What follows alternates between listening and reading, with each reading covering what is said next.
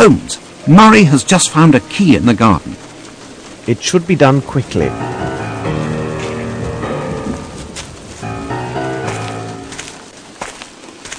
Close.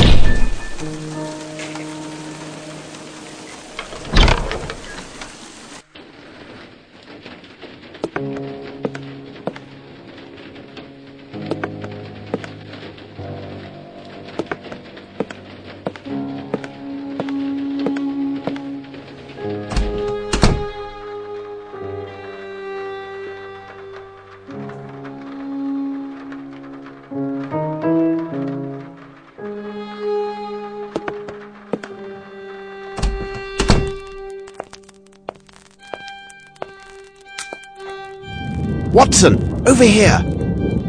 My God, this man is dead, Holmes.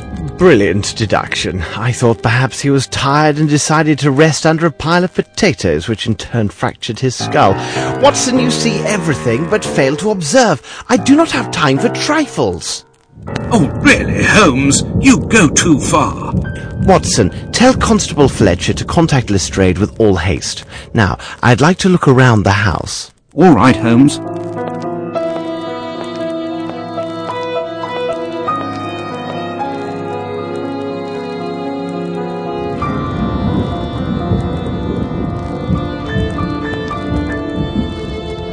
Size 6.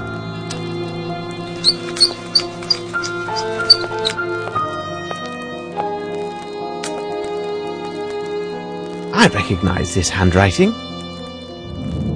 This handwriting is identical to the writing on Monsieur de la Mazardiere's visiting card.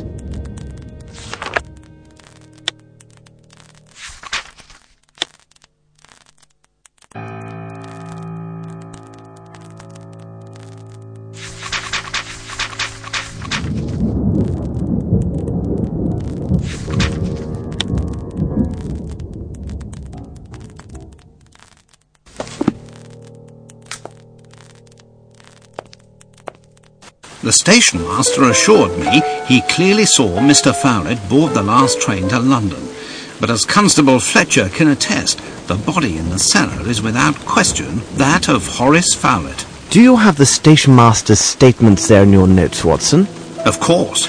And be sure that... It is neither the right place nor the right time to talk about this. We must hurry. I fear if we do not act promptly and with all haste, this second dead body will not be the last. Let us return to Baker Street. It seems to me that we have gathered all of the key elements, Watson. However, before we retire, let's summarize our findings.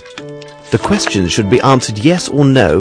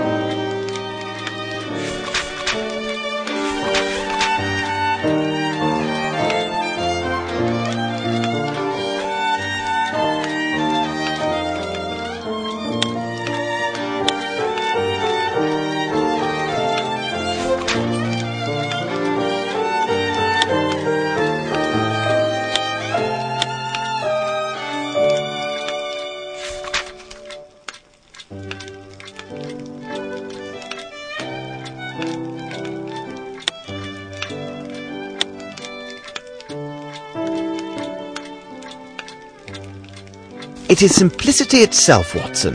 We have answered all the questions. We shall examine the evidence acquired yesterday. A wood trinket, substance from Fowlett's washstand, and the gloves I found at Sherringford Hall.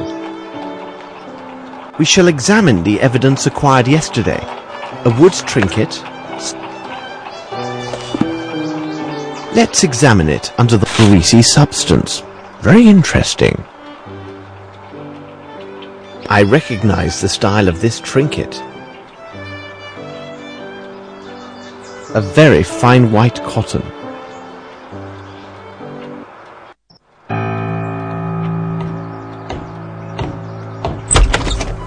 I could not wait for you much longer.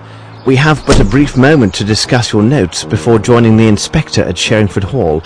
Poor Lestrade must have spent a terrible night. My word, Holmes, even you have admitted that this case is uniquely perplexing and difficult. You are, of course, correct.